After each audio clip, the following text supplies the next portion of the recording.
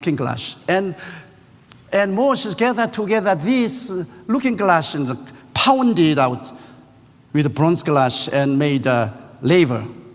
So before the priest enter into the holy places, they look through the laver.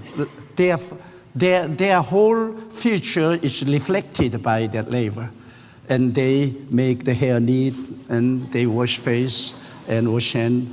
So when I come to the laver, I reflect myself there if I have anything wrong in my life. So in my heart, I visualize the 10 Commandments, which is my laver. So I speak 10 Commandments one by one. Do not worship another God. Do I worship another God?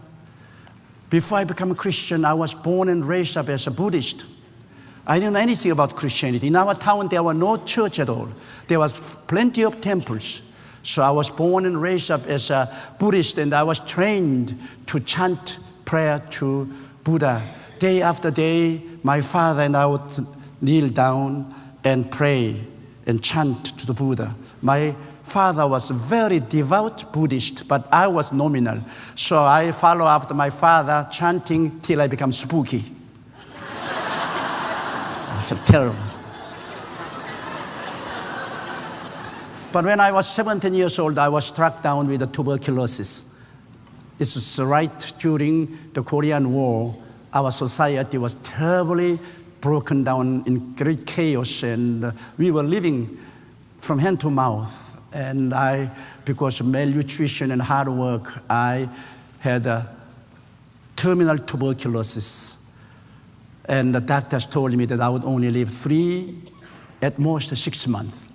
So I came home. We had no money to receive any treatment, nor any means to go to hospital. So I was left alone, flat on my back, looking to the ceiling, counting the specks and spots on the ceiling every day. I had nothing to do. Vomiting blood, fever running high, and I was praying to Buddha, "Oh, Buddha, come, help me.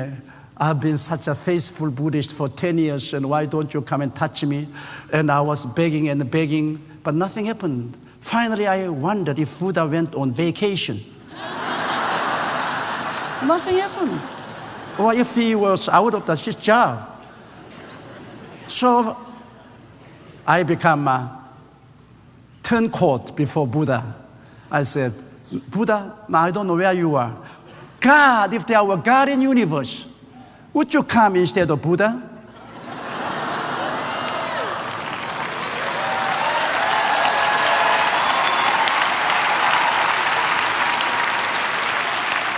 In less than 1 week, one Christian high school girl visited my home on her way from school to home, witnessing about Jesus, and she told me about Jesus.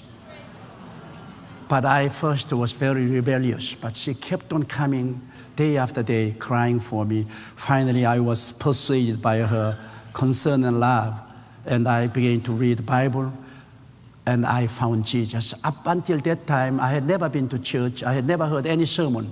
But because of the witness of this young girl, she left the Bible to me, then she would not come back again.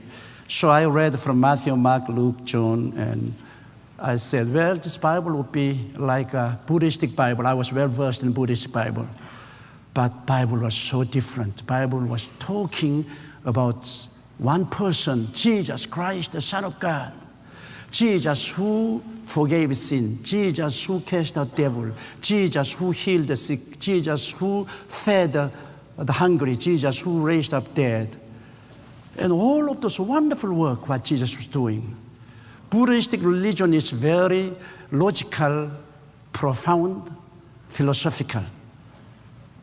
But at that time when I read Bible was so practical and pragmatical. And I need a practical God, not a philosophical God, because I was dying from tuberculosis. So one day I knelt down by myself, and I didn't know how to pray. So I said, "Mr. Jesus, if you are truly Son of God, why don't you prove on me? I'm a young man, 17 years old, too young to die. You would get tremendous benefit out of me if you would ever heal me.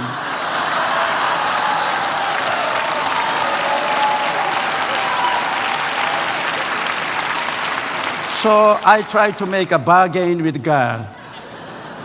If you would ever touch and heal me, then I'll become your servant, and I will go any place wheresoever you want me to go and preach. But suddenly I felt such a peace. Oh, that's unspeakable peace and joy flooded me. So I stood up, and I shouted, but I didn't know the hallelujah. I didn't know even one Christian song. So I shouted, something happened. Oh my God, something happened.